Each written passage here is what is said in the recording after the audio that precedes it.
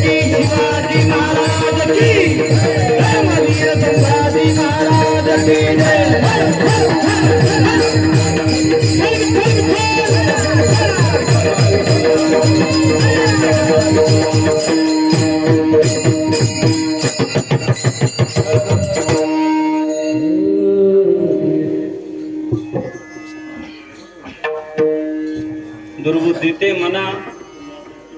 दुर्बुद्धी ते मना कदा नको जो नारायण आता मज ऐसे करी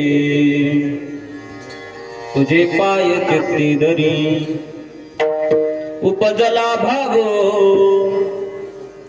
तुझे कृपे सिद्धी जावो आता मज ऐसे करी तुझे पाय चित्ती धरी तुका म्हणे आता लाभ नाही या करता आता मज ऐसे करी तुझे पाय चित्ती धरी विठ्ठला विठ्ठला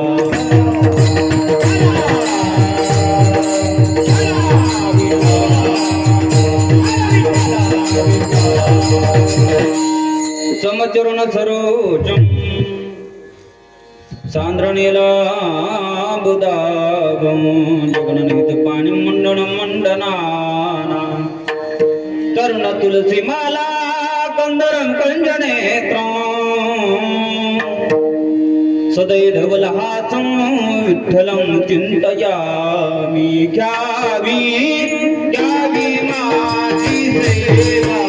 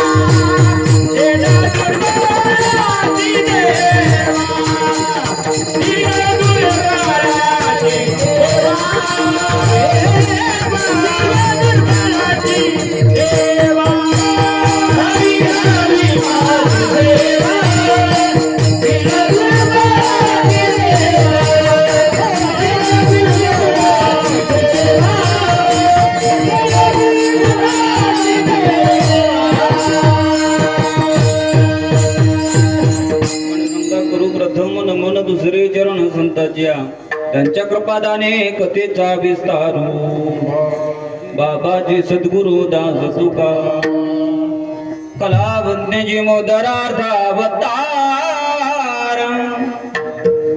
कलंकांक दे ज्योती कान दिवग्रं खलानी शबादा पनोदार दक्षं समाधिस्थ मूर्तिं भजे ज्ञानदेवं ओम नमो ज्ञानेश्वरा करुण कर दयाळा तुमचा अनुग्रह लादलो पावन झालो चराचरी तुकाराम तुकाराम नाम घेता कापेयम धन्य तुकोबा समर्थ जेने केला पुरुषार्थ सर्वांनी दोन हात जोडायचे इकडे बसलेल्या सगळ्या अधिष्ठान जेथे प्रतिष्ठान देखा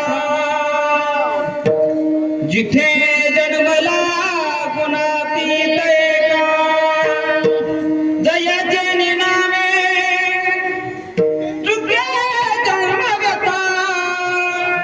नमस्कार माझा श्री सद्गुरु एकनाथ शरण शरण आई माता आई माता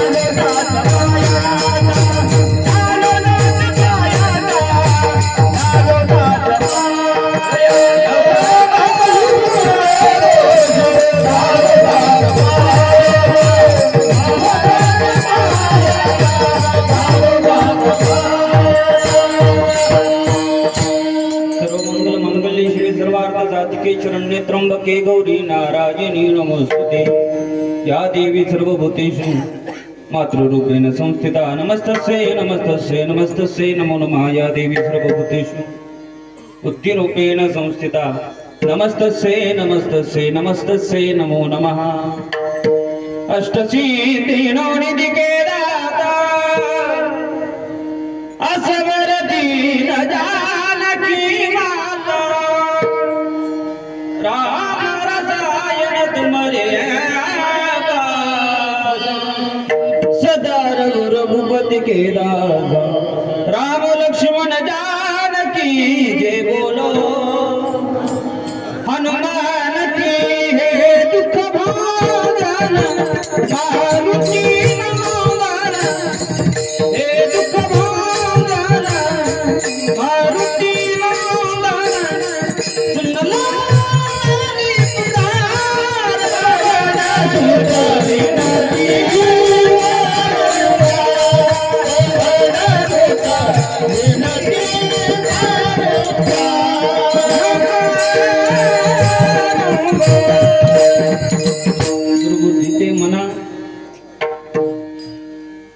दुर्बुद्धीते मना कदा नुपजो नारायणा आता मज ऐसे करी तुझे पाय चित्ती धरी प्रस्तुत प्राप्त प्रसंगी कीर्तन सेवेकरता निवडलेला अभंग वैराग्याचे मूर्तिमंत पुतळे श्रीमंत श्री जगद्गुरु तुकोबाराय यांचा हा 4 चरणाचा अभंग असून जगद्गुरु तुकोबाराय या अभंगामध्ये भगवंताकडे मागणी मागतात विठ्ठल विठ्ठल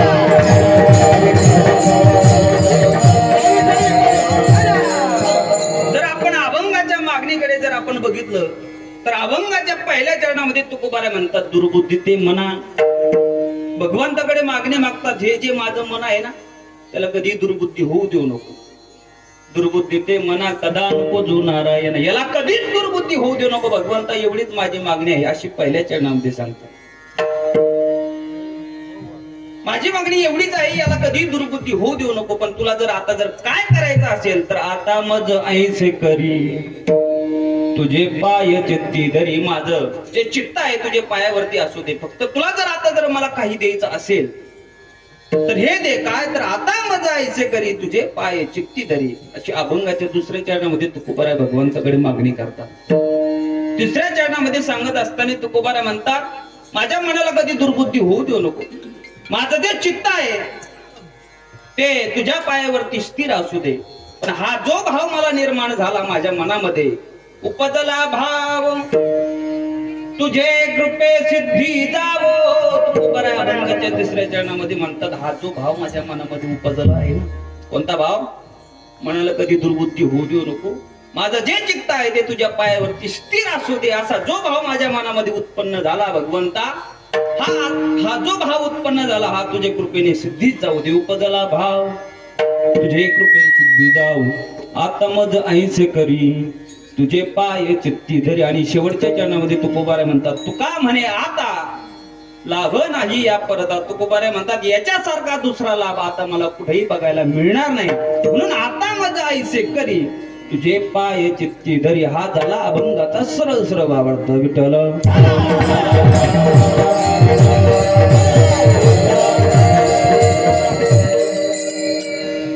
काय आमची गुरु परंपरा आहे कोणती अभंगाला जर कीर्तनाला अभंग घेतला तर त्याचा भावार्थ जर आपण लोकांना अगोदर जर सांगितला तर अभंगात कोणते शब्द आले हे ऐकणाऱ्यांना लक्षात राहतं याच्यामध्ये कोणते कोणते शब्द आले बुद्धी आले मन आले चित्त आले असे जे शब्द असतात आपल्या परिचयाचे जर महाराज जर त्या अभंगाला धरून त्या शब्दाला धरून जर बोलले तर श्रोतेच्या लक्षामध्ये असतं की हा महाराज अभंगाला धरूनच बोलतो का दुसरं कोणीतरी संपूर्ण महाराष्ट्र फिरून येतो पण जर अगोदर तुम्हाला अर्थ सांगितलं तर नाही तर तुमच्या लक्षात येत नाही म्हणून तुमच्या मनामध्ये अगोदर हा अर्थ आलेला आहे कोणता तुकोबारायने भगवंताकडे मागणी मागितली प्रत्येक चरणामध्ये 4 मागण्या मागितल्या म्हणून असा गुरु परंपरेने गुरुजी सांगत असतात अगोदर भावार्थ सांगितला की म्हणजे कीर्तन ऐकणाऱ्याला कीर्तन सोपं जातं म्हणून थोडासा पर्याय द्यायचा म्हणजे तो असा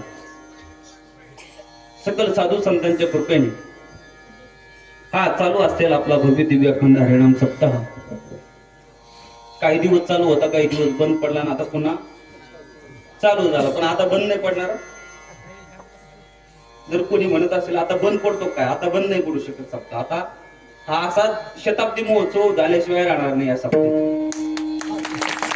का तर इथला जो आनंद उत्सव आपण बघतो महाराज रोज आमचे हे, आता त्याविषयी मी शेवटी बोलून, आता अगोदर बोललो का लोक म्हणतील हे टाइमपास करू राहिले, पण त्याविषयी आपण शेवटी 10-15 मिनिटं, कीर्तन बरोबर 9लाच संपन, पण अगोदर 10-15 मिनिटं मला काय बोलायचं ते आपण शेवटी बोलू. म्हणून मोठ्या आनंद उत्सवामध्ये आपण हा भगवंताचा नाम उत्सव आपण साजरा करीत आहोत. आणि त्याला आपण या वर्षी 10वं वर्ष दिलं, म्हणजे आणखी 2 वर्षाने आपला तपपूर्ती सोहळा, म्हणजे आणखी 1 वर्ष गेलं की 1 तप पूर्ण होतं. आणि या सप्ताहासाठी ज्यांचा आशीर्वाद आपल्याला आहे ते बजरंगबली हनुमंतर असतील, तुकोबर असतील, नाथ महाराज आहेत, ज्ञानोपर आहेत, नवे आपल्या सर्वांचं श्रद्धास्थान असणारे जगन्नाथ बाबा खानदेशकर, त्यांचं सुद्धा आपल्याला आशीर्वाद आहे. निश्चित प्रकारे अशी साधू संत मंडळी आपल्या या भूमीमध्ये येऊन गेलेले आहेत. त्या दिवशी नानांनी सांगितलं की हे जुनं नातं आहे कोणतं, वाकुळणीचं आणि कुशेगाव. अशी महात्मे मंडळी आपल्या या गावामध्ये आलेले आहेत. त्यामध्ये आमचे वाकुळीचे बाबा असतील, आपले जगन्नाथ बाबा आहेत. म्हणून असे थोर साधू पुरुषांच्या पदस्पर्शाने पावन झालेली आपली ही भूमी, आणि त्यामध्ये आपण हे 10वं वर्ष सप्ताहाचं मोठ्या प्रेमाने आपण हा उत्सव साजरा करतो. त्यामध्ये आपल्याला तुम्ही काय समजत असेल मला माहिती नाही, पण आपल्या गावात 2 पांडुरंग आहेत, एक नसून किती.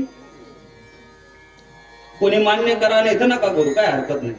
2 पांडुरंग एवढा जो आपल्याला आनंद वाटतो ना महाराज, इथं आल्याच्या नंतर चैतन्य वाटतं, पहिलं बोर व्हायचं, पण आता जे आपल्याला आनंद वाटतो गावातील असतील बाहेरून येणारे माणसं, तुम्हाला कसं वाटतं, बरं वाटतं का? तर हे चैतन्य देण्याचं काम आपल्या गावात 2 पांडुरंग आहेत. ते मध्ये असणारे आपले सर्वांचे श्रद्धास्थान असणारे आपले सदा बाबा कुठे ते पांडुरंग, आणि दुसरे पांडुरंग असणारे आमचे माझे आजोबा, ज्यांच्यामुळे मी आज इथं उभा आहे. असे असणारे आमचे जिजा आहे. म्हणून 2 पांडुरंग आपल्याला या सप्ताहासाठी उपस्थित आहेत, महिन्याचे वारकरी आहेत. म्हणून मोठ्या प्रेमाने आपण मोठ्या आनंदाने हा उत्सव आपण साजरा करतो. त्याचं कारणच एवढं आहे की भगवंताचा तर आशीर्वाद आहे, पण त्या पाठीमागे 2 साधू संतांची कृपा ही आपल्या पाठीशी आहे, आपल्याला मान्य करावं लागेल. म्हणून दोन्ही महापुरुष आपल्याला 7 दिवस कोणाला टाइम भेटत नाही महाराज, विकत आणावं लागत आहेत महाराज. लोक काय करावं लागत, विकत, आम्हाला विकत नाही देत लोक काही. जे खरं आहे ते बोलायला काय हरकत. अगोदर फोन केल्याच्या नंतर आमची जरी इच्छा नसली पैसे सांगायची तरी लोक आवर्जून विचारतात, नाही नाही महाराज तुम्हाला पैसे किती द्यावे लागतात. आम्ही सांगतो आम्हाला ठरवता येत नाही, कारण की आमच्या घरात वारकरी, आमची गुरु परंपरा आहे, आमचे गुरुजी सुद्धा पैसे ठरवत नाही. पण लोकांना नाव इलाज तर सांगायला लागतं, तुम्हाला काय भरायचं ते भरा. पण कुठलाही मनामध्ये भाव न धरता हे दोन्ही साधू पुरुष आपल्याला गावामध्ये लाभलेला आहे. म्हणून सप्ताह आपला मोठ्या आनंदाने आपण या वर्षी साजरा करीत आहोत. आजचा शेवटचा दिवस आहे. त्यामध्ये त्या दिवशी कोणतरी महाराज म्हणजे सुंदर हेडलाईन दिली आपले कोल्हापूरकर बाबा, कारण की हे वर्ष असं आहे,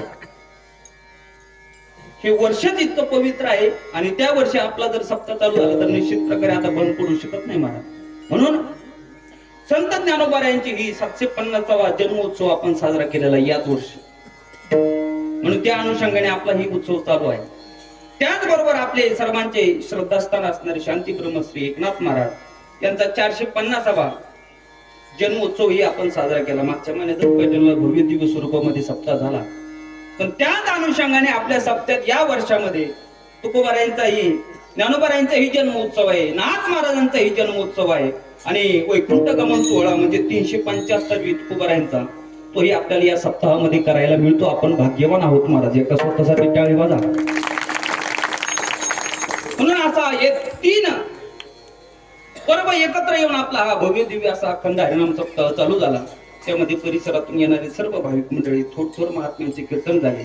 तसा माझा अधिकार जागराचा नाही, मी तर म्हणत होतो कीर्तन ठेवू नका, कारण की काय होईल, हे सगळे साधू मंडळी अगोदर कीर्तन करून जातात, आणि आपण कसं पामर माणसं की जमत आहे की नाही वेदांत आता.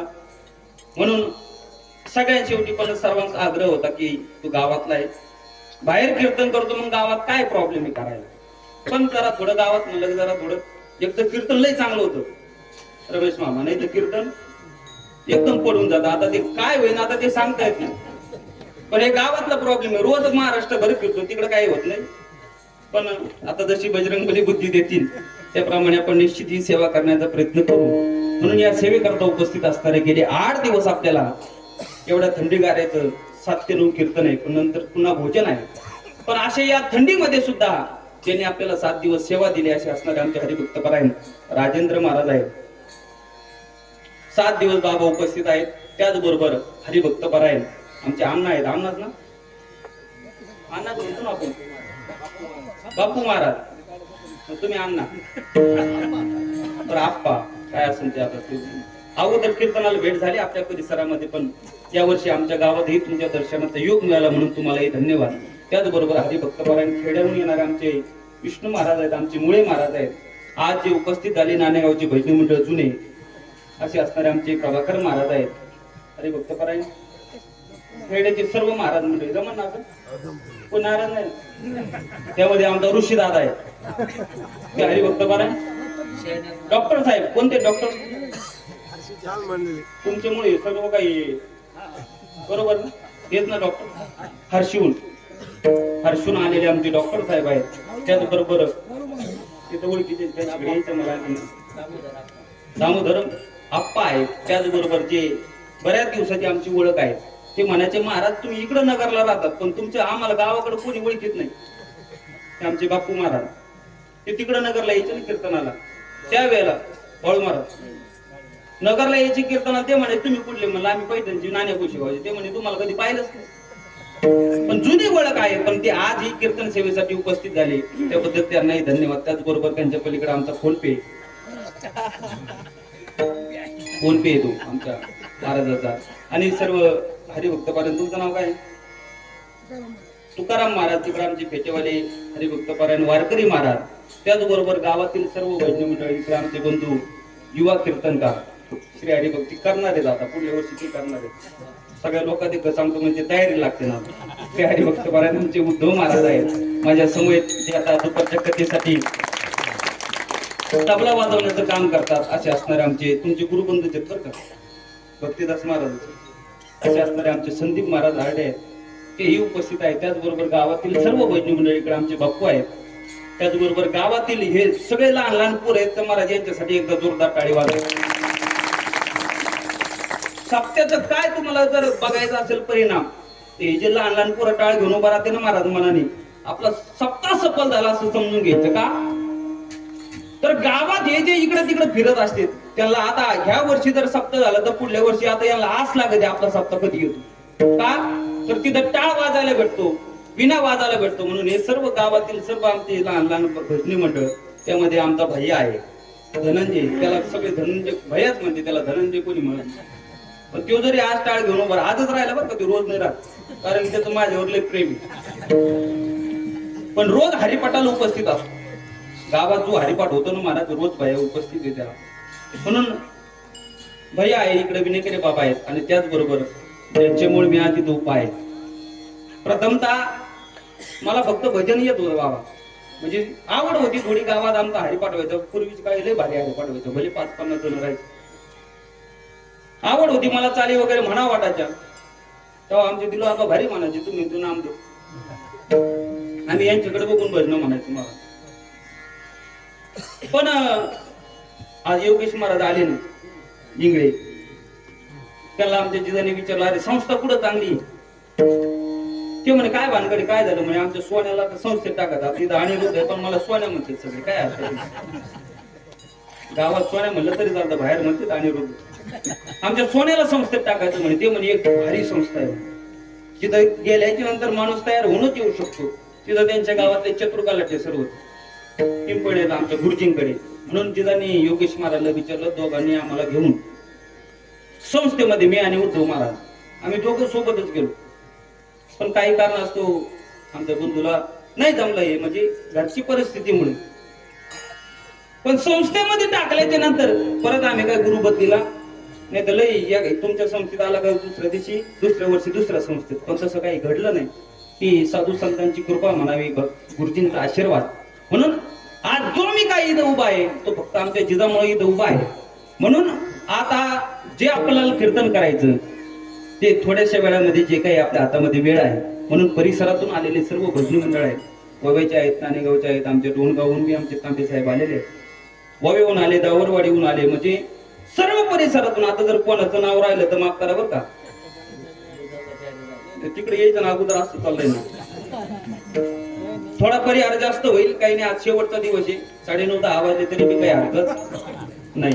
शेवटचा दिवस आहे जागराचा, म्हणून सर्व माता भगिनी पुरुष मंडळी, परिसरातून येणारे, गावातील बाहेर गावातील माता भगिनी पुरुष मंडळी सर्वांच्या चरणी एकदा नतमस्तक होतो. ज्यांनी 7 दिवस आपल्याला मृदंगाची सेवा दिली असे असणारे, उद्या ज्यांचं काल्याचं कीर्तन आहे नवले अण्णा, त्यांचे पुतणे असणारे आमचे ऋषिकेश महाराज आहेत, त्यांच्यासाठी एकदा जोरदार टाळी वाजवा. त्याचबरोबर महाराज येतात, पण संस्थेतील विद्यार्थी रोज घेऊन येतात. इकडे आमचे वारिक मामा आहे, इकडे विष्णू दाते आहेत, आणि ज्यांची आता माऊलींवरती श्रद्धा आहे, विठ्ठल विठ्ठल भजन म्हणायला लागलं की त्यांना लय वाटत होतं आता म्हणावंच महाराज, कारण की त्यांना माहिती माऊलीचा नामचा काय परिचय. पण असे असणारे नववधीत आमचे वारकरी, जे सर्व वारे करतात, असे असणारे आमचे हरिभक्त पारे निवृत्ती महाराज माने आहेत, आणि परिसरातून सर्व नाणेगावून आलेले सर्व भजनी मंडळ. बाबांचं नाव श्री हरिभक्तपारायण आज कीर्तनासाठी उपस्थित असणारे श्री हरिभक्तपारायण पंडित महाराज मोरे, सर्व महाराज मंडळी उपस्थित आहेत. सर्वांच्या चरणी एकदा नतमस्तक होतो. त्याचबरोबर गेले आपल्याला 7 दिवस त्यांनी सुंदर अशी साऊंड सिस्टीम दिली, कोणाच्याही कानाला त्रास झाला नाही. कुठलीही शिट्टी आपल्या सप्ताहामध्ये वाजली नाही, तर काही सप्ताहात कळत नाही सप्ताह चालू का काय चालू, शिट्ट्यात वाजत आहेत, पण कुठलीही शिट्टी वाजू नाही दिली. असं असणार आमचे सोरमारे असे असणार आमचा हा बारका भैया, लय गोड महाराज. स्वभाव तर लयच गोड आहे, त्याचं सिस्टीम थोडी माग गोड होते, पण स्वभाव लय गोड आहे. त्याच्यासाठी एकदा जोरदार टाळी वाजा. म्हणून सर्वांच्या चरणी एकदा नतमस्तक होतं. त्याचबरोबर ज्यांनी आपल्याला 7 दिवस सेवा दिली, आता ते शेवटी बोलू आपण. म्हणून आज जो अभंग आपण कीर्तन सेवेकरता निवडलेला आहे तो जगद्गुरु तुकोबारायांचा आहे. जगद्गुरु तुकोबाराय भगवंताकडे मागणी मागते का, तर 7वा दिवस आहे. संप्रदायाची परंपरा आहे की पहिल्या दिवशी नामपर अभंग घ्यावा, म्हणजे भक्तीपर संतपर कोणताही चालतो, पण आजच्या दिवशी कीर्तनकार बांधलेला असतो. आजचा, उद्याचा आणि पहिला, हे 3 कीर्तनकार बांधलेले असते. तुम्ही त्यांच्याकडून काही बी अपेक्षा केली तर ते सांगू शकत वारकरी संप्रदायातले बरं का. म्हणून आजचं 7वं जे कीर्तन आहे ते मागणीचं कीर्तन आहे. कारण की का, तर आपण पहिल्या दिवशी भगवंताचं नामस्मरण करतो, मध्ये आपल्यामध्ये भक्ती येते. संतपर अभंग येतात, उपदेश करतात की नामस्मरण करा, की जेणेकरून तुमचा मागण्याचा अधिकार होऊ शकतो. म्हणून आजचा जो दिवस आहे तो आपण भगवंताकडे मागायचा आहे. म्हणून मी त्या अनुषंगाने आपल्या गावासाठी अभंग घेतला. कोणता? दुर्बुद्धी ते म्हणा, कधीच आमच्या गावाला दुर्बुद्धी होऊ देऊ नको, कदा नको जो नारायणा. म्हणून भगवंताकडे प्रार्थना मागणीच अशी करायची आपल्याला, यापुढे कधीच कोणाच्या मनामध्ये दुर्बुद्धी आली नाही पाहिजे. विठ्ठल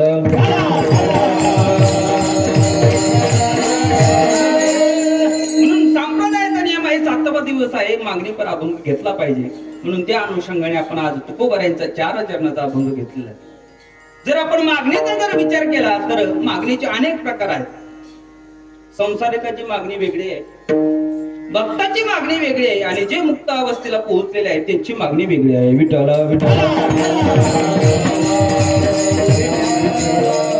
तुमचा जास्त वेळ न घेता एक रामायणातला दृष्टांत देतो ना अभंगावरती येतो.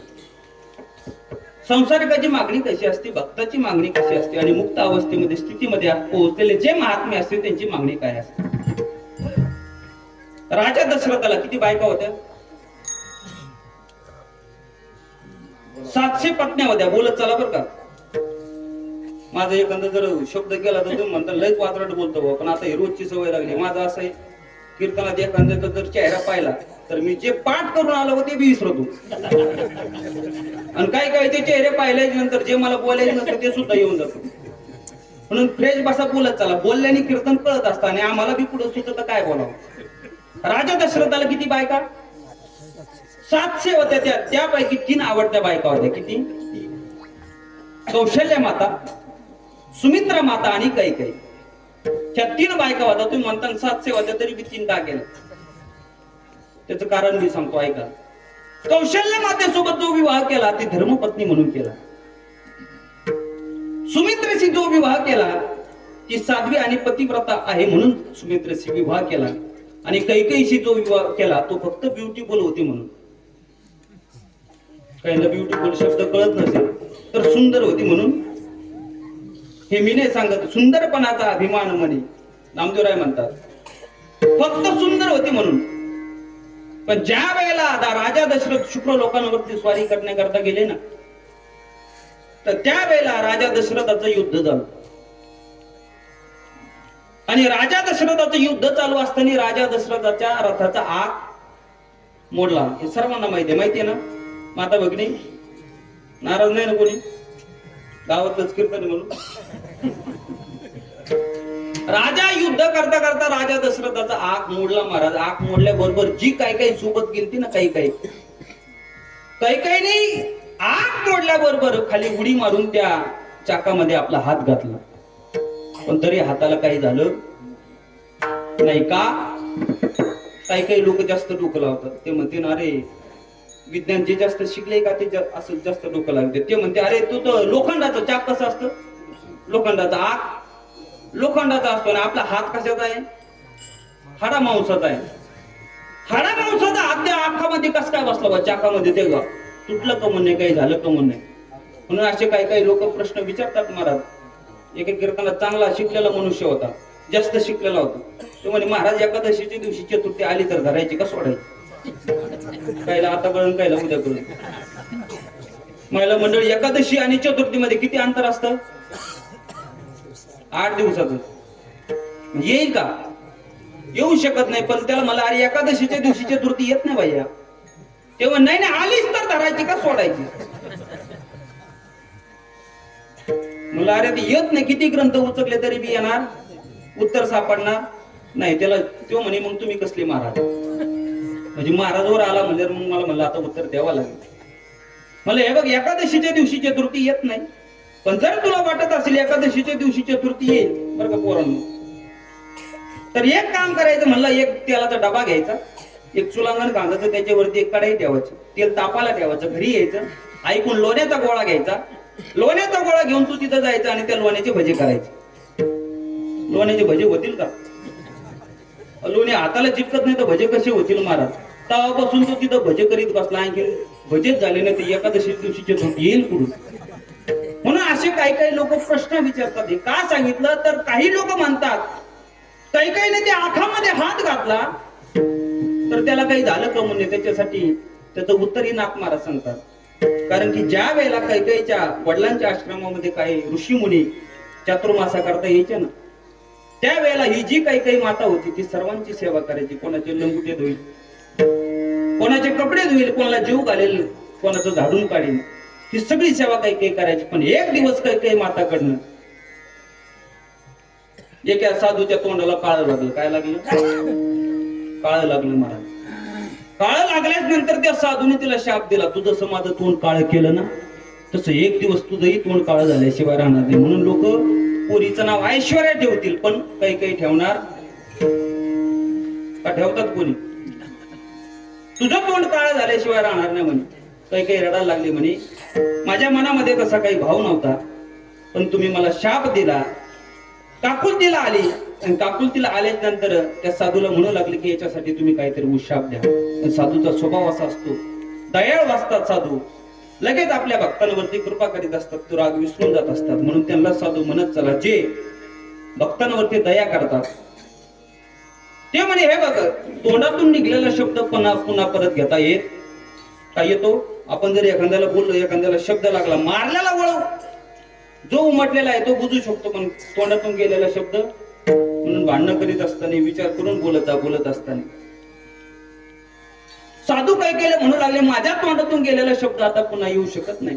तसा भाट्यातून निघलेला बाण परत येत नाही, दगड फेकलेला परत आणू शकत नाही, तसा माझ्या मुखातून गेलेला शब्द आता परत येऊ शकत नाही. पण त्याच्यासाठी तुला एक शाप देतो. कोणता, जसा तुला मी शाप दिला, तुझं तोंड काळा झाल्याशिवाय राहणार नाही, पण तू ज्या हाताने आम्हा साधू संतांची सेवा केली, तो जो तुझा हात आहे ना तो वज्रदेही बनेल. म्हणजे वज्रदेही म्हणजे त्या हाताला तुम्ही तलवारीने घाव करा, नाही तर कोयत्याने करा, कशाने करा, तो हात तुटत नाही. म्हणून त्यावेळेला कैकेयीने जो आखामध्ये हात घातला त्याचं कारणच एवढं होतं, काय नाही होण्याचं कारण की साधूंचा आशीर्वाद होता. विठ्ठल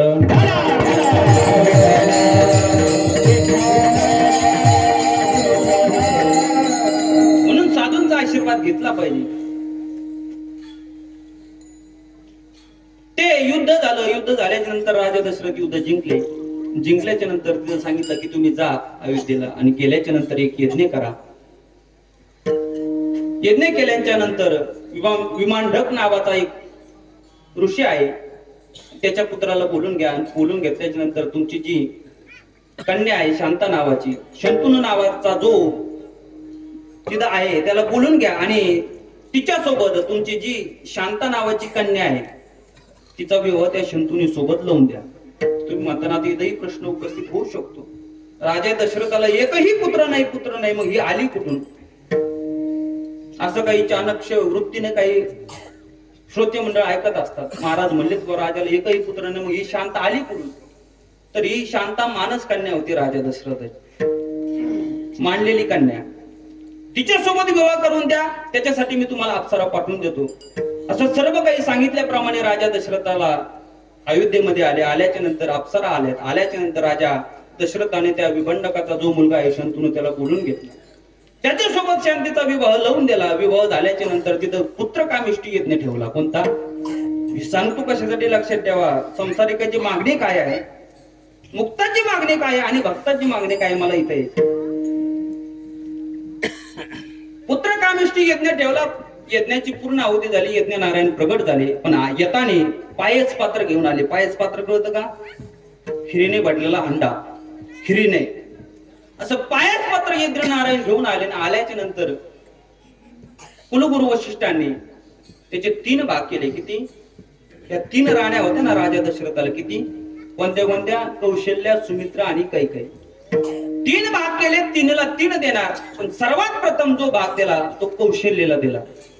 2 नंबर देताना माता सुमित्रेला दिला आणि तिसरा जो भाग द्यायला गेले कैकेयीला, त्यावेळेला कैकेयी म्हणू लागली राजा कुलगुरु वशिष्ठांना, ज्या वेळेला शुक्रलोकावरती स्वारी करण्याकरता राजा दशरथ गेला होता त्यावेळेला त्याचा आख मोडला होता. तर मी तिथं कुठलीही पर्वा न करता त्या चाकामध्ये माझा हात घातला, म्हणून पहिला जो मान होता तो माझा होता. कोणाचा होता? असं प्रत्येक महिलेला वाटतं, पुरुषांना वाटतं. काय? मी घरात मोठी आहे ना, मग पहिला मान. पण त्यावेळेला कुलगुरु वशिष्ठ सुंदररित्या त्याचं उत्तर देतात. म्हणते, हत्तीनीची बरोबरी कधी शेळी करू शकत नाही. तुम्ही कितीही सोनं नाणं कितीही घाला, पण पूजा केली जाते ती कशाची? शालिग्रामाची. म्हणून प्रथम जो भाग होता तो पहिला म्हणजे कौशल्य मातेला पेलवणारा होता, म्हणून पहिला भाग कौशल्य मातेला दिला. आणि अशी चर्चा चालू असताना वरून एक घार येते. घार आल्याच्या नंतर काही जे हातात घेऊन बसली होती ना, ते पायच पात्र एक वाटा आलेला तो घारीने उचलून नेला. पुढं मग तो घारीने पुढं खाली टाकला. नंतर हनुमंतरायाचा जन्म झाला, ती कथा बघायची. पण हे सर्व काही गोष्टी झाल्याच्या नंतर काही रडू लागली. मला माझ्या वाट्याला जे आलं होतं ते बी गेलं म्हणे, काय करावं? म्हणून कौशल्य माता आणि सुमित्रा माता येते.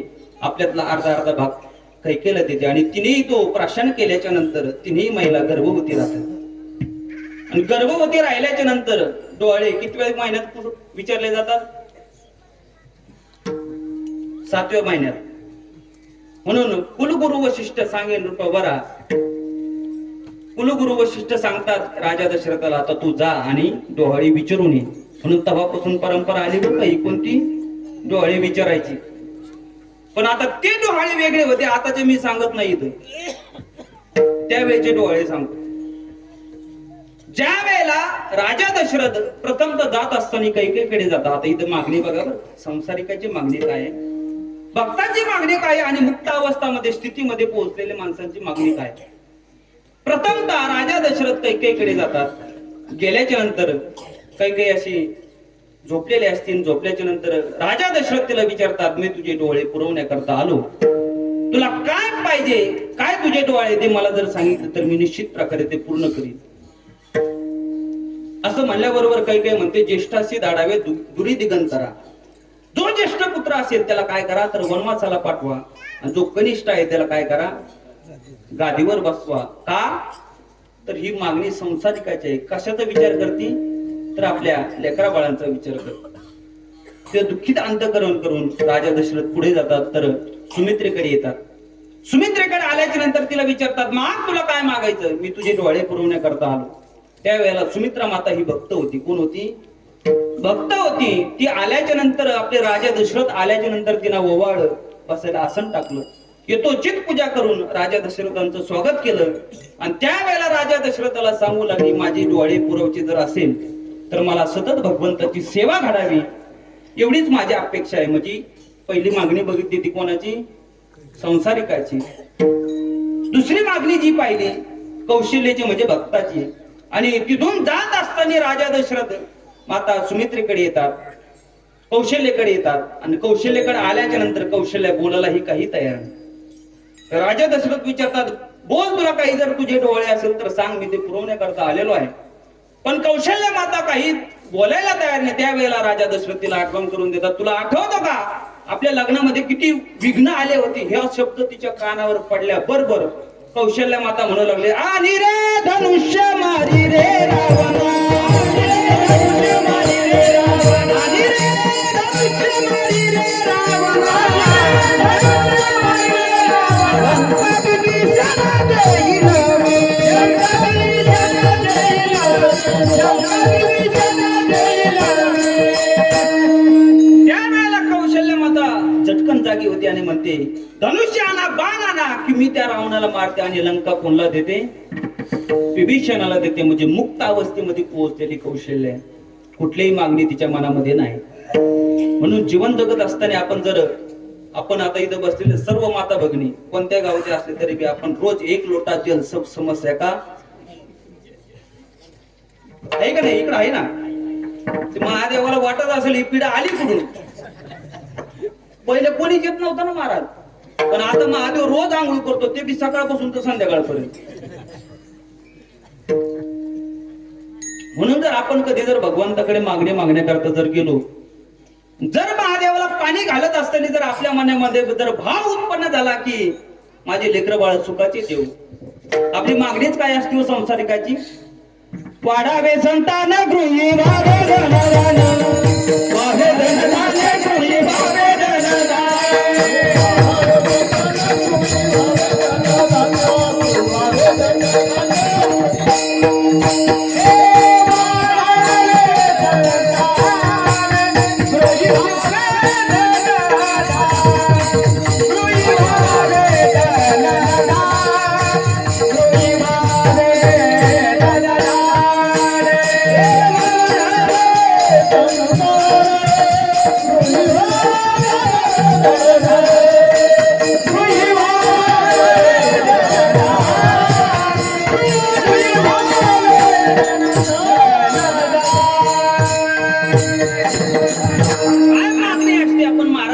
वाढावे संतान, गृही व्हावे धनदान. आपली भगवंताकडे एवढीच प्रार्थना असते, बाबा माझ्या मुलाला चांगली मुलगी भेटू दे. भेटल्याच्या नंतर त्यांनाही लेकरं बाळ होते, त्यांनाही तेवढ्याच ताकदीच्या पुन्हा नोकऱ्या लागू दे, अशी आपली संसारिकाची मागणी आहे महाराज. म्हणून जर भगवंताकडे गेल्याच्या नंतर जर आपल्या मनामध्ये भाव उत्पन्न होत असला कोणता? आपल्या संसाराविषयी मागायचा, तर आपण समजून घ्यायचं आपण कोणाच्या कुळातले आहेत? माझ्या कैकेयीच्या कुळातले. भगवंताकडे गेल्याच्या नंतर जर आपल्या मनामध्ये फक्त भाव निर्माण होत असेल भगवंताची सेवा घडावी, साधू संतांची सेवा घडावी, जर असा आपल्या मनामध्ये जर भाव येत असेल तर आपण समजून घ्यायचं आपण सुमित्रेच्या कुळातले आहे. आणि भगवंतासमोर गेल्याच्या नंतर आपल्या मने कोणतीही मागणीच येत नसेल, कोणता भावच निर्माण होत नसेल, तर आपण समजून घ्यायचं आपण कौशल्यातल्या कुळातले आहेत. विठ्ठल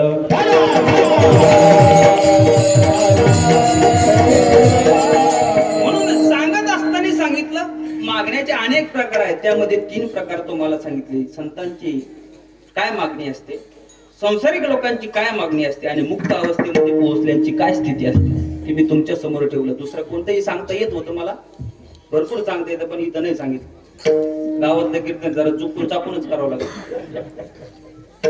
म्हणून असा भाव आपण जर भगवंतासमोर जर कधी गेलो तर आपल्या मनामध्ये आला. आता या 3 भावापैकी जर आपण आता जेणे त्याला माहिती आपल्या मनामध्ये काय विचार येतात, म्हणून या 3 पैकी जर एखादा विचार आपल्या मनामध्ये आला तर आपण समजून घ्यायचं की आपण त्या स्थितीमधले माणसं आहे. म्हणून एक दिवस तुकोबाराय भगवंतासमोर उभे राहतात. उभ्या राहिल्याच्या नंतर भगवान परमात्मा पंढरीश परमात्मा तुकोबारायांकडे बघतो. वारीला तुकोबारा जातात आणि गेल्याच्या नंतर भगवान परमात्मा खाली मान घालून उभं राहतो. का तर तुकोबारायांच्या पिढीचं इतकं पुण्य भगवंताच्या डोक्यावरती राहिलं होतं की कोणीच आजपर्यंत काही भगवंताला मागितलं नव्हतं. म्हणून भगवान परमात्मा पंढरीश परमात्मा तुकोबारायला म्हणतो, महाराज तुमच्या 8 पिढ्यांची परंपरा आहे, कोणी आजपर्यंत काही मागितलं नाही. इतकं वजन झालं मला. एक काम करा, तुम्ही काहीतरी मागणी माझ्याकडे मागा. त्यावेळेला तुकोबाराय म्हणतात, माझ्या 8 पिढ्यामध्ये आजपर्यंत कोणी मागितलं नाही, तर माझा मागणी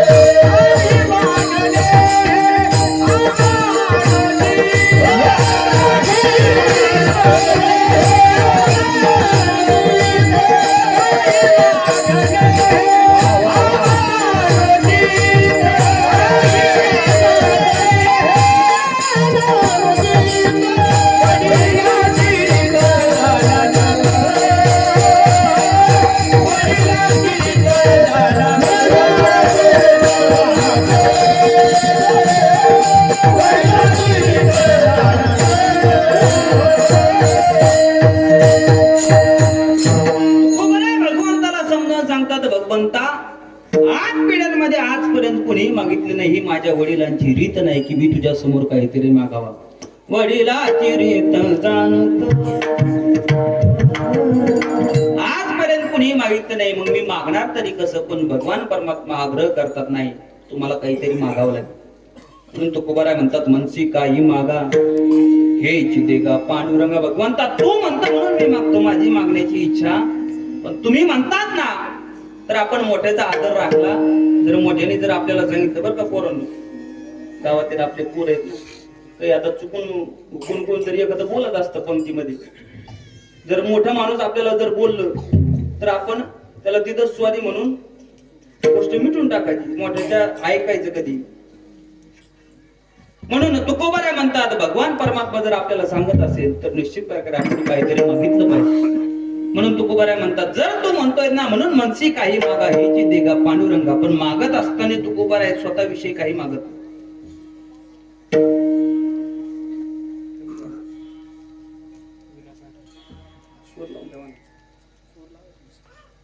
ते काय होतं, बाबाला स्वरात असला का मुले प्रॉब्लेम होतो. त्यातलं स्वरातच नसलं पाहिजे महाराज, मग काहीच होत बरोबर. पण स्वरात असला का थोडं कमी जास्त झालं की लय अडचण. आता बरोबर झालं, ते बिना थोडा जास्त लागलेला आहे. ती माझी चुकी आहे. विठ्ठल विठ्ठल.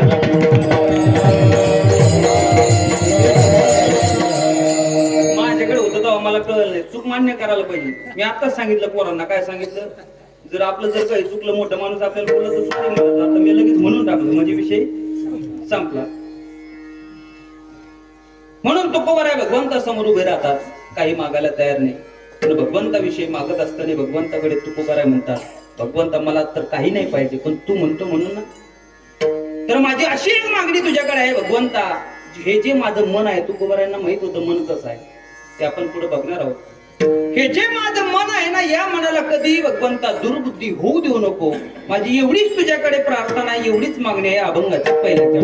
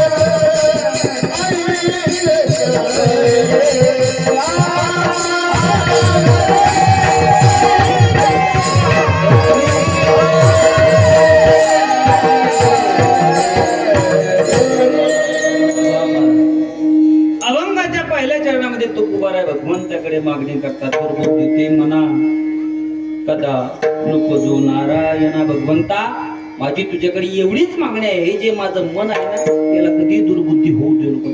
जर बुद्धीविषयी बोलायला ठरवलं तर काही बुद्धी सद्बुद्धी असतात आणि काही दुर्बुद्धी असतात. सद्बुद्धी कशाला म्हणावं? जर भगवंताच्या जर दर्शनाला आपण जर केलं आणि नामस्मरण जर केलं तर त्याला सद्बुद्धी म्हणावं. ज्ञानोबा हरिपाठात सांगतात, बुद्धीचे वैभव अन्य नाही तुझे, बुद्धीचं वैभव सांगत असताना ज्ञानोबा हरिपाठामध्ये सांगतात. पण काय कायची बुद्धी इतकी जड असते महाराज, त्याला कितीही जरी सांगितलं तरी त्याला समजत, कितीही सांगा तुम्ही, भले तुम्ही डोकं जरी आपलं त्याच्यासमोर तरी त्याला समजत नाही. हे मी नाही म्हणत, तुका म्हणे ऐशी बुद्धी ज्याची जोड,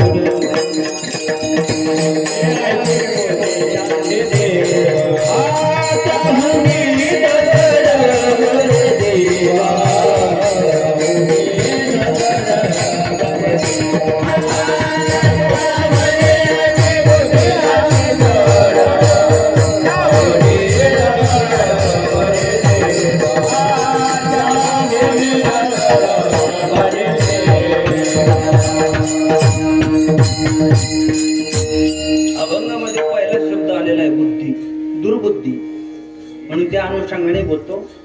तो गोबारा म्हणतात काय कायची बुद्धी इतकी जड असती तर त्यापेक्षा दगड बरा.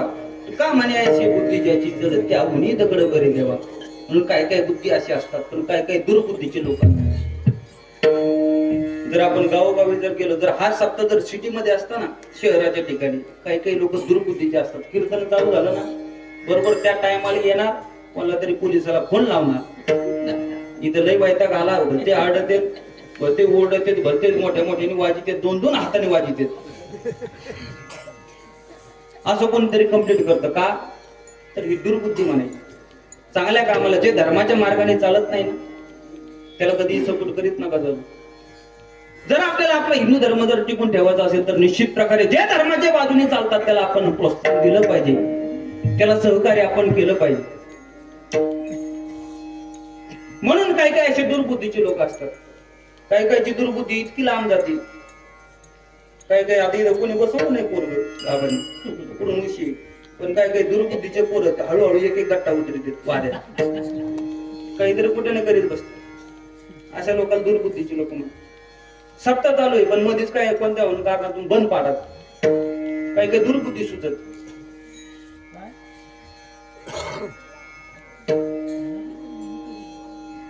त्यांचं मग आपण चालू करू.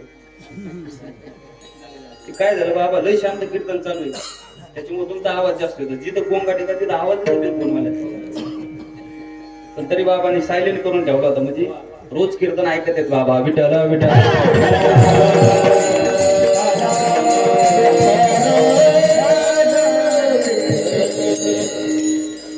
आता मित्र आहे तो म्हणून गावात कीर्तन आहे मला वाजून नाही दिलं, बरोबर की नाही?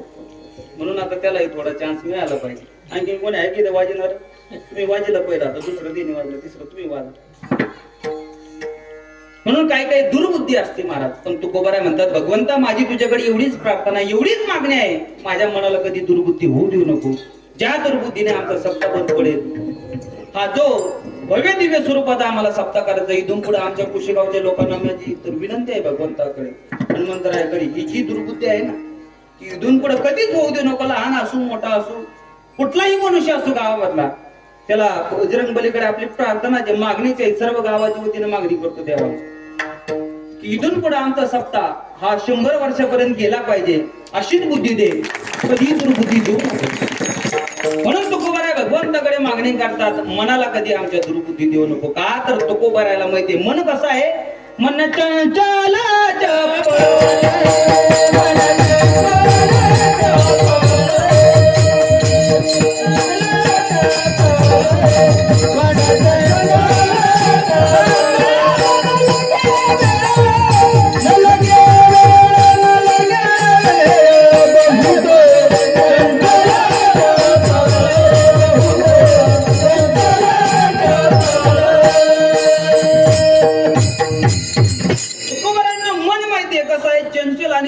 दोन शब्द आहेत बरं का. हे समजून सांगण्याकरता मला महिला मंडळीकडे यावं लागेल, चालेल ना? म्हणजे यावं लागेल, म्हणजे तुमच्याशी बोलावं लागेल, तिथं नाही येणार मी, काळजी करू नका. चंचल आणि चपळ हे दोन शब्द सांगितले तुकोबारायने. चंचल कोणला म्हणायचं आणि चपळ कोणला म्हणायचं सांगत असताना सांगतात. चंचल मन कशाला म्हणायचं तर महिला मंडळीचं दृष्टांत सांगतात. जर महिलेने भांडे घासायला घेतले, ते भांडे अर्धेच ठेवून जर माता भगिनी जर धुणं धुवायला गेली तर तिला म्हणायचं चपळ. चंचल काय म्हणायचं तिला? चंचल. अर्ध काम ठेवतील दुसऱ्या कामाला लागत, तिला चंचल म्हणायचं. पण चपळ कोणाला म्हणायचं तर तुकोबाराय सांगतात, जी माता भगिनी भांडे घासायला घेतल्याच्या नंतर भांडे पूर्ण घासते, ते झाल्याच्या नंतरच धुण्याकडे जाते, तिला काय म्हणायचं? चपळ. असे हे चंचल आणि चपळ आहे. विठ्ठल विठ्ठल. अंतःकरणाचा चौथा भाग सांगितला ज्ञानोबराय म्हणतात, बुद्धी आणि मन चित्त अहंकार हे चतुर्विध चिन्ह अंतःकरण. ज्ञानोबराय म्हणतात हे मन हे अंतःकरणाचा चौथा भाग आहे महाराज. कारण की का? मन हे वायू तत्वापासून बनलेलं आहे. बुद्धी ही तेज तत्वापासून बनलेली आहे. आकाश आहे बुद्धी, मन बुद्धी तेज हे आकाश तत्वापासून बनलेलं आहे. आणि वायू मन बुद्धी चित्त आणि अहंकार हे असे चार आपल्याला बघता येतील. पण या मनाचा स्वभाव सांगत असताना महाराज म्हणतात हे मन, त्याला बायका किती आहे माहिती आहे पोरांनो? तरुण मंडळींनी इकडे आमचं बसलेलं, या मनाला बायका दोन सांगितल्याचे असतात. नाही मी नाही सांगत. कानोबराय म्हणतात, मनोराजा एक देह पुरी,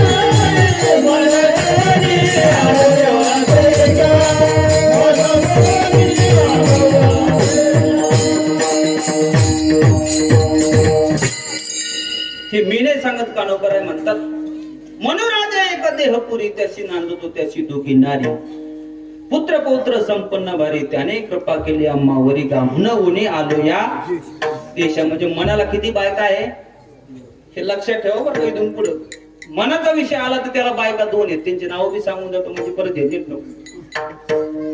शतकोटी मध्ये सांगत असताना सांगितलं, मनाला बायकाचे नाव सांगत असताना सांगितलं, एक पहिली जी आहे ती प्रवृत्ती आहे आणि दुसरी जी आहे ती निवृत्ती आहे. अशा मनाला दोन बायका आहेत, त्यांचे नाव आहे.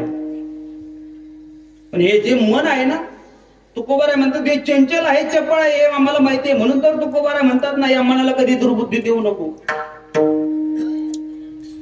पण या मनाचा जर आपण विचार केला तर याला तीन दोष आहेत. किती दोष?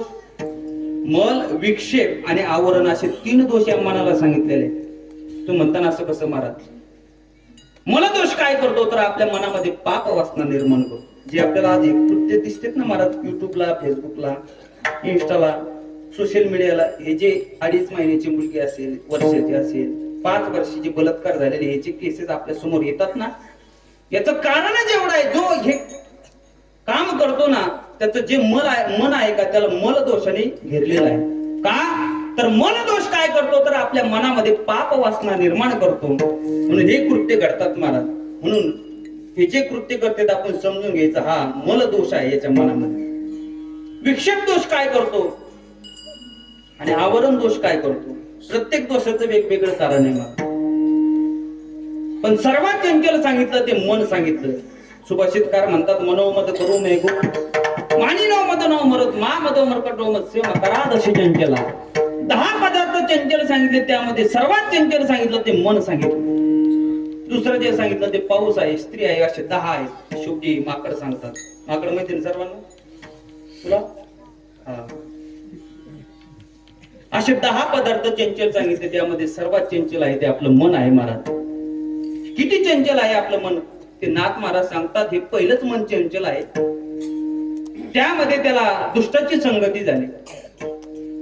दुष्टाची संगती कळती ना, ते तुम्ही समजून घ्या, एवढं खाली येऊन बोलत नाही. आता आपले कीर्तन लय स्टेप बाय स्टेप भारी झालेले आहेत. दुष्टाची संगती झाली, त्यामध्ये त्याने मदिरा पान केलं. मदिरा पान म्हणजे ते कळतं का? दारू. दुष्टाची संगती झाली, पहिलं चेंचल त्याला दुष्टाची संगती, त्यामध्ये त्याने मदिरा पान केलं. त्याच्यात त्याला विंचू चावला, इतका गार पडला विंचू चावल्याच्या नंतर. खरंच म्हणलं कीर्तन ऐकता का? विंचू चावल्यावर पुढे गार पडतं का माणूस? उड्या मारता ना महाराज. दुष्टाची संगती झाली, मदिरा पान केलं, त्यामध्ये त्याला विंचू चावला. नुसता विंचूच नाही चावला, नाथ महाराज म्हणतात त्याच्या मानपोटावरती भूत बसलं. एवढं सर्व काही घडतं असताना इतकं मन चंचल आहे माणूस. म्हणून महाराज म्हणतात, हे जे मन आहे ना याच्या कधी नादी लागू नका. कबीर महाराज म्हणतात, मन लोभी मन लालची, मन चंचल मन चोर,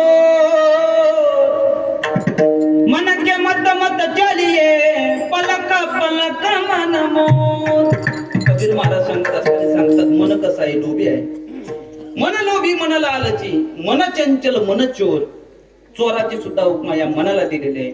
म्हणून तुकोबाराय म्हणतात, भगवंता माझी तुझ्याकडे एवढीच मागणी आहे, एवढीच प्रार्थना आहे, जे चंचल असणार मन आहे ना त्याला कधी दुर्बुद्धी होऊ दे नको. दुर्बुद्धी ते मना कदा नको जो नारायणा, कधीही अशी दुर्बुद्धी माझ्या मनाला होऊ देऊ नको. का तर माझी तुझ्याकडे एवढीच प्रार्थना आहे. तू म्हणतो म्हणून मी मागितलं. काय मागितलं तर कधी दुर्बुद्धी देऊ नको. म्हणून तुला एवढीच विनंती, आता दुसरं काही करू नको. अभंगाच्या दुसऱ्याच्या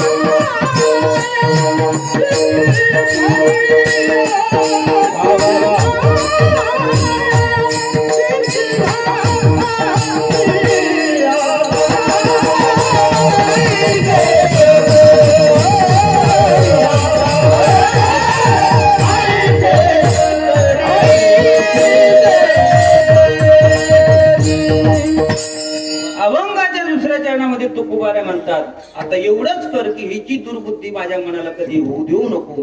आता मज ऐसे करी तुझे पाय चित्ती धरी. माझं जे चित्त आहे ना भगवंता, ते फक्त आता तुझ्या पायावरती स्थिर कर. का तर हे लय चंचल आहे मन.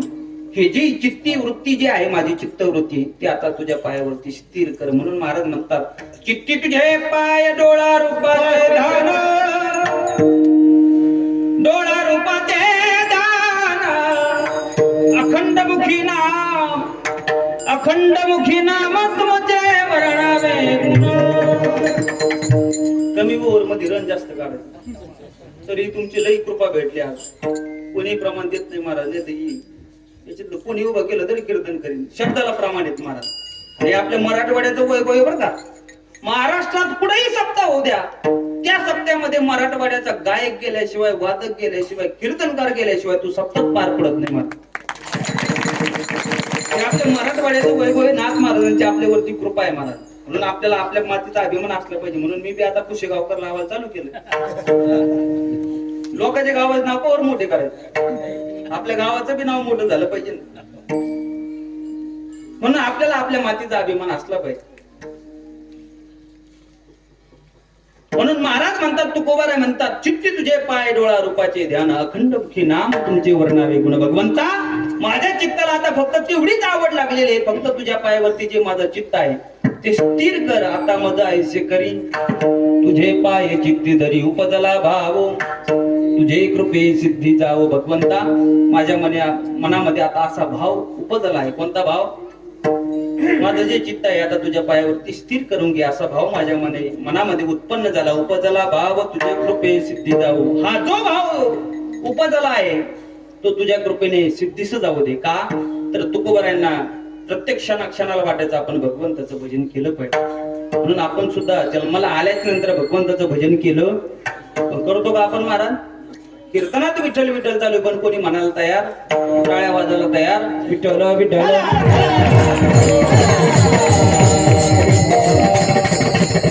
म्हणून आपण भजन केलं पाहिजे महाराज. बरं आपण जे भजन करतो त्याच्यात कोणी भावकीनं वाटा मागितला का? बापू महाराज तुम्हाला, तुम्ही आपण रोज आता कीर्तन करतो, कधी भावकीनं वाटा मागितला का? भावकी वाटा मागत नाही. बरं तुम्ही जे भजन करता त्याला सरकारने जीएसटी लावला का? एखाद्या महाराजाला जीएसटी लावलेला ऐकला का तुम्ही? भावकी वाटा मागत नाही, सरकार जीएसटी लावत नाही. बरं जे तुम्ही नामस्मरण करता त्याची चोरी झाली का? तुम्ही पैसा कमवला त्याची चोरी होऊ शकते, सोनं नाणं केलं त्याची चोरी होऊ शकते, पण भगवंताचं नामस्मरण केलं त्याची चोरी झालेली कधी ऐकली का आपण? म्हणजे भावकी वाटा मागत नाही, सरकार जीएसटी लावत नाही, चोर त्याला कधी चोरी करून येत नाही. म्हणून धन कमवत असताना आपण तसं धन कमवलं पाहिजे. हे मी नाही सांगत, मीराबाई सांगतात. काय म्हणतात? खरचे ना कुठे चोर न लुटेरा, खरचे ना कुठे चोर न लुटे, दिन दिन बढ़त समायो पायो जी मैंने, राम रतन धन पायो पायो जी मैंने, राम रतन धन पायो पायो जी मैंने, राम रतन धन पायो पायो जी मैंने, राम रतन धन पायो. एवढाच एक व्यक्तीने दाद दिली बघ. ते चालत आलेली परंपरा आहे आमच्या शंकर बाबा. वा, हे आता मला माहितीये बाबा, बाहेरचे महाराज लोक आले की ते घाबरतात तुम्हाला.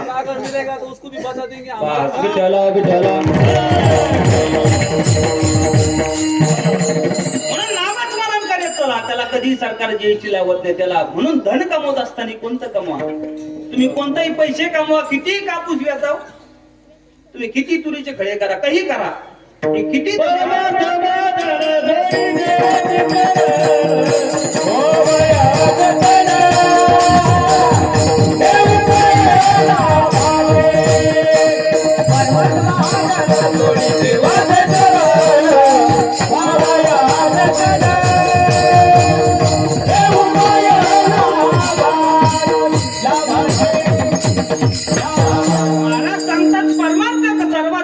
महत्वाचं धन कोणतं आहे तर तो आपला परमार्थ हे धन आहे. म्हणून जन्माला आल्याच्या नंतर आपण धन कोणतं कमायचं तर ते भगवंताचं नामस्मरण करायचं, हे आपलं धन आहे महाराज. तेवढंच आपल्या सोबत येतं. तुमच्या सोबत जरी अंगठी असली, गळ्यामध्ये काही जरी असलं ते माता भगिनी लय रंगून सांगता येतं ते, पण तेवढं माझं वय बी नाही. कसं रडतात काय रडतात ते जुनी मंडळी सांगतात महाराज. ते बरोबर काही असलं की ते ओढून घेतात बरोबर.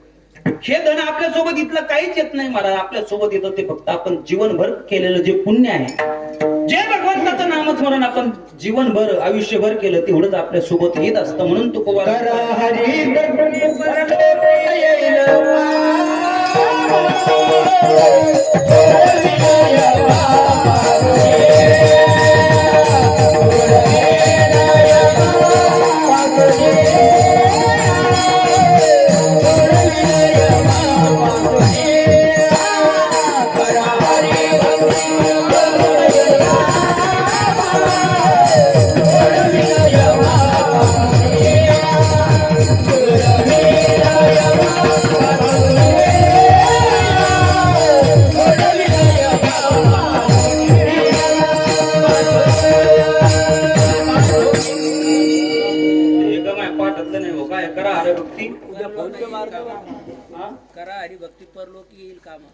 हा, इथं जर आपण हरिभक्ती जर केली तर निश्चित प्रकारे आपल्याला परलोकामध्ये गेल्यानंतर ती आपली कामं येऊ शकते. म्हणून धन कमवत असताना आपण भगवंताचं नामस्मरण हे धन कमावा. म्हणून तुकोबाराय म्हणतात, तुझी माझं जे चित्त आहे तुझ्या पायावरती स्थिर कर, सतत मला भगवंताच्या नामाची आवड लागू दे. उपजला भाव तुझे कृपे सिद्धी जाऊ. हा जो भाव माझ्या मनामध्ये उपजलेला आहे ना, तो भाव तुझ्या कृपेने सिद्धीच जाऊ दे. आता मज ऐसे करी तुझे पाय चित्ती धरी विठोबा रखुमाई.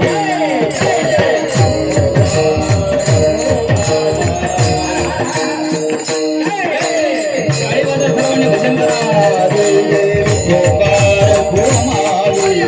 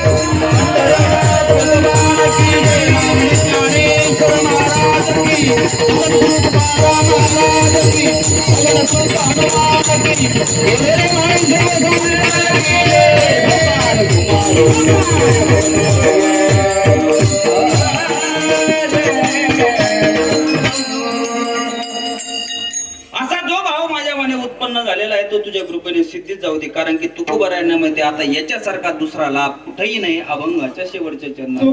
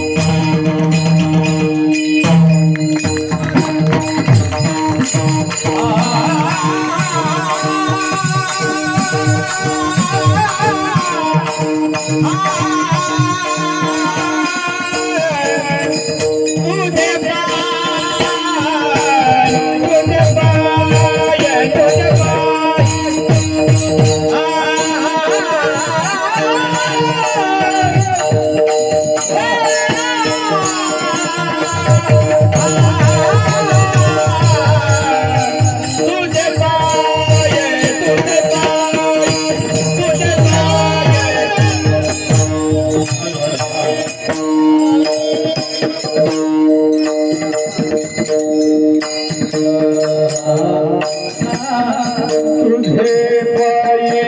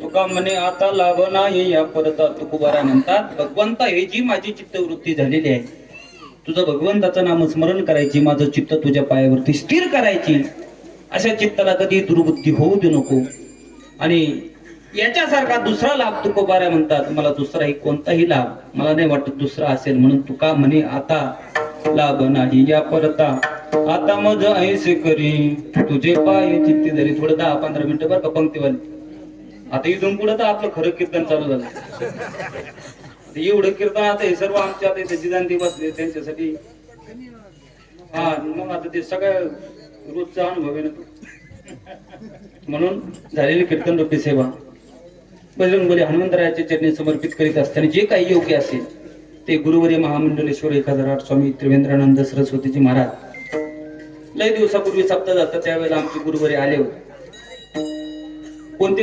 त्रिवेंद्रानंद भगव्या कपड्यावाले महाराज आपल्या एकदा आपल्या गावात आले होते ते आमचे गुरुवर्य आहेत माझे आणि आमचे बंधूचे उद्धव महाराज या वर्षीच त्यांना बोलवायचं होतं पण आपलं पहिलंच वर्ष आहे म्हणून आणि परत कसं होतं आणि कसं नाही याची शाश्वती नव्हती महाराज मी ऐकून होतो की आपल्या गावात सत्य करणं सोपं नाही पण बऱ्याच दिवसाचा मनात भाव आता आपण रोज लोकांना ज्ञान शिकवतो रोज गावोगावी जाऊन सत्य कीर्तन करतो पण आपल्याच गावात सप्ताह होतो म्हणून असा भाव मनात लय दिवसापूर्वीचा होता पण मी इथं राहिला नव्हतं त्याच्यामुळे मला ते अशक्य होत पण आता या वर्षी निश्चित प्रकारे जेव्हा मी संभाजीनगरला राहायला आलो ना त्यावेळेला भाव उत्पन्न झाला की सर्व आमच्या गावकरी मंडळीला बोलून दाखवलं की आपण हा सप्ताह आपला जो बंद पडलेला सप्ताह आहे तो निश्चित प्रकारे आपण चालू केला पाहिजे का तर सप्त्याचे फायदे एवढे होते मला बघा तुम्ही जर तिकडे जर आपण बीड जिल्ह्यात गेलो ना आपण सगळे ऐकून आहे महाराज 1 कोटी 2 कोटी रुपये लोक खर्च करतात कशाच्या जीवावरती फक्त शेतीच्या जीवावरती मी म्हणत नाही आपल्याला 1 कोटी 2 कोटी खर्च जे एवढं करायचंच नाही आपल्याला आपला सप्ताह एकदम शॉर्टकट स्वीट एकदम मस्त आहे पण ऐकून होतो की सोपं नाही पण मला आता जसं होईल तसं होईल पण गावाची एवढी कृपा झाली महाराज बजरंगबलीने अशी सर्वांना बुद्धी दिली की सगळे झटून महाराज सगळे जिकडे तिकडे बघा झटूनच आहे महाराज कीर्तनाला तेवढे झटून तिकडे वाढायला तर आता रेडी झाले सगळे हे चैतन्य येतं पुढून महाराज जर सप्ताह झाला नसतं हे झालं असतं का गाव तर एका जागेवर कधीच आलं नसतं काही तिकडे सुतारण्यावर काही झोपडपट्टीवर काही इकडं पण एवढा जगाच्या पाठीवर एवढाच एक मंडप असा आहे की या मंडपामध्ये सगळे लोक एकत्रित येतात भले ते 2 पक्षाचे असले तरी इथे येतात म्हणून मनामध्ये भावना होती सर्वांनाच वाटायचं सप्ताह झाला पाहिजे आणि सर्वांच्या आग्रहाने आपण हा सर्व माता भगिनी असेल पुरुष वर्ग असेल सर्वांच्या सहकार्याने हा सप्ताह आपण करतो पण सप्ताह करणं सोपं नाही त्याला काय लागतं महाराज पैसे लागतात. आपल्याला तसे कमी लागतात, पण गावोगावी लई पैसे लागतात. का तर आपलं प्रेमाचं गाव आहे. सर्व हे महाराज मंडळी येतात, पण कोणी ठरून येत नाहीत. पण जर दुसऱ्या गावात गेलो तर सगळे ठरून असतात महाराज. नुसतं कलाकारालाच लाख लाख रुपये पुरत गुणीचंद मंडळीला. आता तुम्ही केला त्रितपोपूर्ती सोहळा, तुम्हाला माहिती किती खर्च आला. पण सप्ताह करायचा मग पैशाची अडचण कशी, ते तसं आता शेवटचा दिवस म्हणून सांगून टाकतो. चालू ना बापू, काय करायचं मग सर्वांनी ठरवलं महाराज. एकाच मीटिंग मध्ये सप्ताह फायनल झाला. त्याला गावोगावी 2-2, 6-6 महिने मीटिंग चालते तरी सप्ताहाचं ताळमेळ लागत.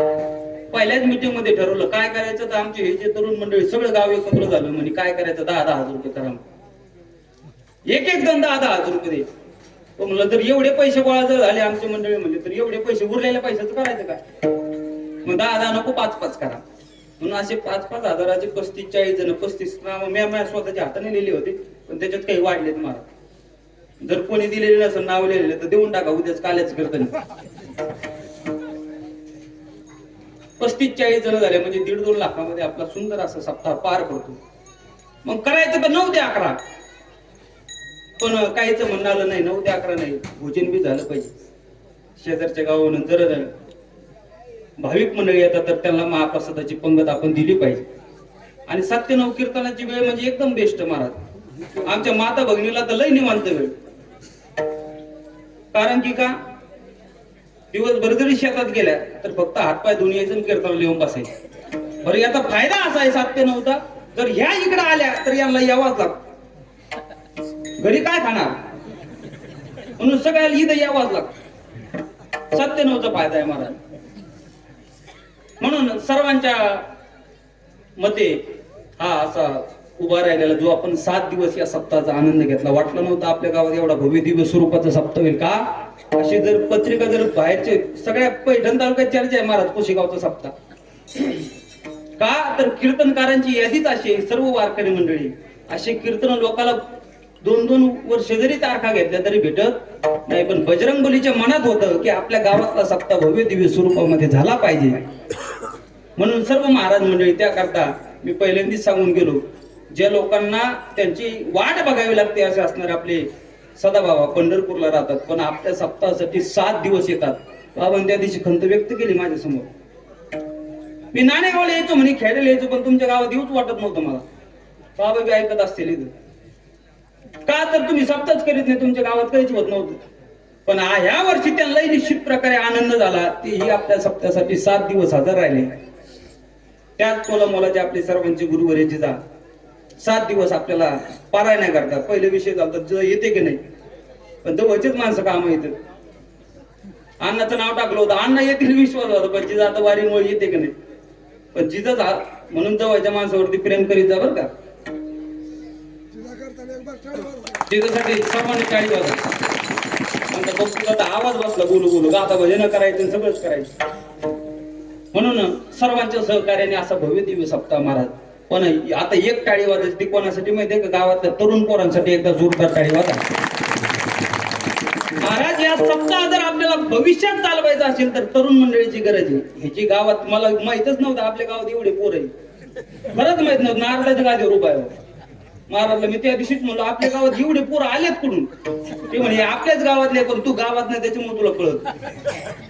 पण हे तरुण पोरं महाराज तन मन धानाने, कुठल्याही मनामध्ये काही भावना नाही. ते बघा ना लहान लहान पोरं टाळ घेऊन उभा आहे. असे केले तर 5-50 जमा होते. पण मला ज्यावेळी प्रथम तर सर्वांची दिलगिरी व्यक्त करतो का की मला जास्त वेळ देता आला नाही.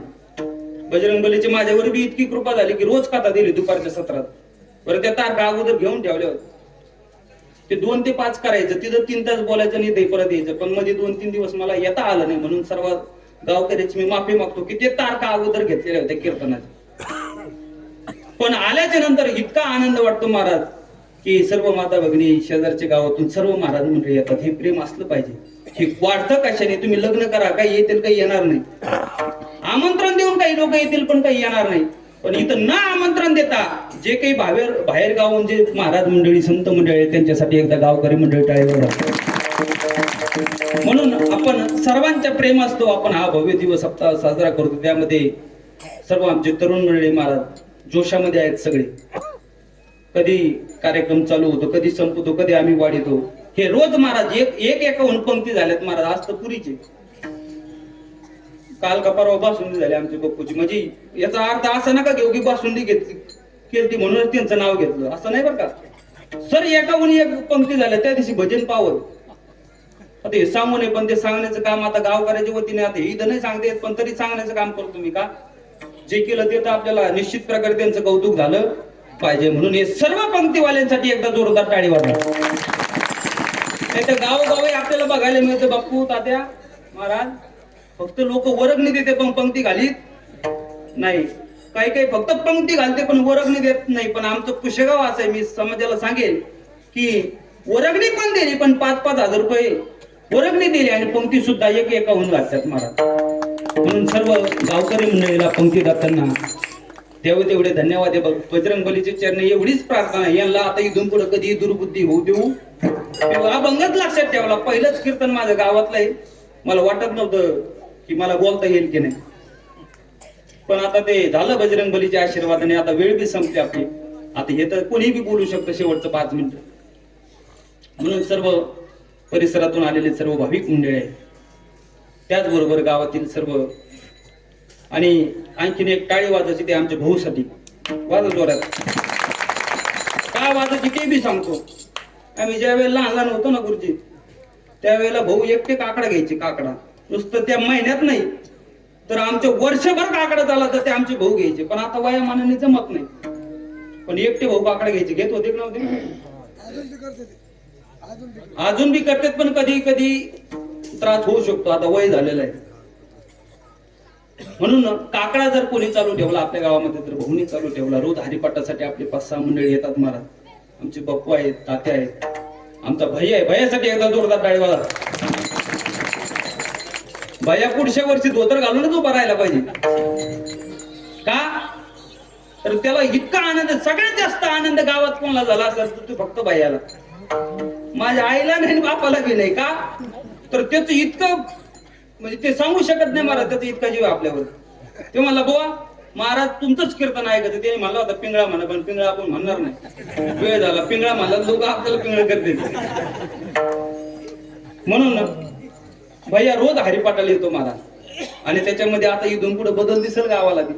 जर बदल तो केला नाही ना भैया लोक मला आणते ना.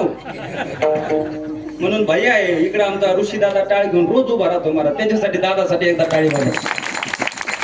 नुसतं टाळ घेऊन उभा नाही राहतात, तेवढ्याच ताकदीने परत वाढीतो गुरुजी. सगळ्याला पोट भर जेव घालतो. आमचा दादा आहे इकडे आपल्या गावातील. हे कोणाचा मुलगा आहे? अमोल मामाचा. त्याच्यासाठी एकदा जोरदार टाळी वाजवा. तिकडे आमच्या किरण मामाचा, तिकडे आमच्या ज्ञानू मामाचा. सगळे मामाचेच पोर आहे बघ इथं. ते मधला बिना टोपीवाला कोणाचा आहे? नाणेगावचा आहे का ना? आमचा इकडे गोल्या. सर्वांसाठी एकदा जोरदार टाळी वाजवा मला. हे विद्यार्थी जर आपल्याला जर भविष्य जर आपल्याला धर्म जर टिकून ठेवायचा असेल तर निश्चित प्रकारे हे तरुण पोरं पुढे आले पाहिजे मला. तर यांना म्हणून आपण ठेव टाळ खाली तुला वाचित येत नाही ते म्हणून हे टाळ आणि तो कीर्तन परत ते थोबड सुद्धा बघत नाही. डायरेक्ट येईन ते डायरेक्ट जेवायला येईन. पण महाराज इतकं मोठ्या अंतकरणाने सर्वांनी एकदम तन मन धनाने कुठलाही आपल्या सप्ताहामध्ये कुठलाही एक प्रशब्द कोणाला काढला नाही. आणि सर्व सप्ताह कमिटीच्या वतीने मी गावकऱ्याला विनंती करेल जर काही चुकलं असेल. मी पहिल्या दिवशी सांगितलं होतं कोणाला काही जरी म्हणायचं असलं तर मला म्हणा, मी ऐकून घेतो. कारण मला सवय ऐकायची. पण कोणी कोणाला काही म्हणू नका. काय सप्ताह झाले काय बोलत ते आपल्याला बोला. तेवढी क्षमता भगवंताने दिली. पण एवढा सप्ताह आपला आनंदामध्ये पार पडला महाराज. तर ब्र शब्द कोणी कोणाच नाही. एक एकावन्न महाराज सर्व आनंदाने पंक्ती करतायत, भजनाला येतात, कीर्तनाला येतात. पारायणाची सुद्धा संख्या भरपूर वाढली. पुढच्या वर्षी निश्चित प्रकारे माता भगिनीला विनंती आहे आपण ही पारायणासाठी पुढच्या वर्षी आपल्या लहान मुलं असतील मुली असतील पहिले आपल्या गावात पडदा लागला जायचा. पण ते निश्चित प्रकारे आता भगवान भोले बाबाची कृपा झालेली तुमच्यावरती. 1 लोटा जल सब समस्या का लय माता भगिनीची इच्छा. शिव महापुराण सांगतो आता, पण ते आताच नाही, त्याला लय टाइम आहे. म्हणून 9 वाजले का नाही? 9:30 वाजणार. मी पहिले सांगितले बरोबर आहे की नाही? म्हणून सर्व बाहेरून आलेले सर्व मंडळी आहेत महाराज. म्हणून सर्वांच्या चरणी एकदा नतमस्तक होतो. जर काही चुकलं असेल तर सगळ्या गावकऱ्यांच्या वतीने सप्ताह कमिटीच्या वतीने मी माफी मागतो. जर कोणाला एखादा शब्द लागला असेल, वाढताना लागला असेल, पंगत करताना लागला असेल, काहीतरी कोणत्याही कारणापासून जर लागला असेल, आमच्या बाप्पूचा तात्याचा कोणाचाही असो, तर ते मोठ्या अंतकरण करून तुम्ही माफ कराल अशी अपेक्षा व्यक्त करतो. त्याचबरोबर जे आम्ही सोबत शिकलो होतो, आमचा बंधूंनी उद्धव महाराज सुंदर प्रकारचं कीर्तन करतो महाराज. फक्त विषय काय आहे की आता त्यांनी मध्ये काही कालामध्ये त्यांनी बंद केलं, पण आता ती स्टेज डेअरिंग त्याला ऑलरेडीच आहे. माझ्या अगोदरचं कीर्तनकार आपल्या गावात कीर्तन झालं कोणाचं सगळ्यात पहिले उद्धव महाराज. संताचे पाय हा माझा विश्वास. त्यावेळेला मोकळ्या पटांगणात कीर्तन होता आणि इतकं गोड कीर्तन केलं महाराजांनी. नवीनच होतं आम्ही त्यावेळेला, मला तर कीर्तन बी येत नव्हतं, मी गायन करायचो, पण त्या काळामध्ये महाराजांनी कीर्तन केलं महाराज. पण निश्चित प्रकारे बजरंगबली विनंती आहे त्याला आता पुन्हा कीर्तन करायला लावावा, एवढीच बजरंगबलीची चरणी प्रार्थना आहे. तो निश्चित प्रकारे करू शकतो महाराज. म्हणून आमचे बंधू उपस्थित आहेत, परत सर्व गावातील तरुण मंडळी, इकडे पुरुष मंडळी आहेत महाराज. सर्वांच्या चरणी एकदा नतमस्तक होतो आणि एवढ्याच ताकदीने आपण पुढल्या वर्षीचं नियोजन आपण याच वर्षी निश्चित प्रकारे केलं. कोणाला वाटतं सप्ताह पुढल्या वर्षी? जर वाटत असेल तर टाळी वाजावं. म्हणजे याचा अर्थ निश्चित आहे, आता काही जरी झालं तर आपला सप्ताह पुढल्या वर्षी होणार. नुसतं होणार नाही तर याच्यापेक्षा आपल्याला कसं आणखी चांगला करता येईल, कसं आपल्याला नियोजन चांगलं करता येईल, निश्चित प्रकारे ते आपण सर्व तरुण मंडळी असतील, गावातील ज्येष्ठ श्रेष्ठ मंडळी असतील, सर्वांनी सांगायचं महाराज. सगळ्याच्या सहमतीने कार्यक्रम चांगला होत असतो. म्हणून सर्वजण इथे उपस्थित आहेत, माता भगिनी आहेत, बाहेर गावून आलेले, सर्वांच्या चरणी एका नतमस्तक होतो. आणखी कोणी राहिलं का? आणखी 5 मिनिटं आमचे उद्धव महाराजांना बोलायचं आहे, नंतर सूचना द्यायची ना. म्हणून नाणेगावच्या आणि खेरड्याच्या जे पुरुष वर्ग महिला वर्ग जे 7 दिवस आवर्जून उपस्थित राहिला त्यांच्यासाठी टाळी वाजवा. त्यांनी उद्याच्या गाण्याच्या कीर्तनाला सुद्धा असाच प्रतिसाद द्यावा ही त्यांना हात जोडून नम्र द्यायची. वा वा वा. बरं का, ऐकलं का माता भगिनी? तशा 7 दिवस आल्या ना, तसं उद्याचा दिवस या. तुम्ही जर म्हणले ना तुम्हाला बी यावं लागेल, आम्ही बी तुमच्या गावात येऊ. बरं काय ऐकाल, तुमच्या गावाला आमची गरजच नाही, लय मोठे लोक आहेत, बरोबर केलं.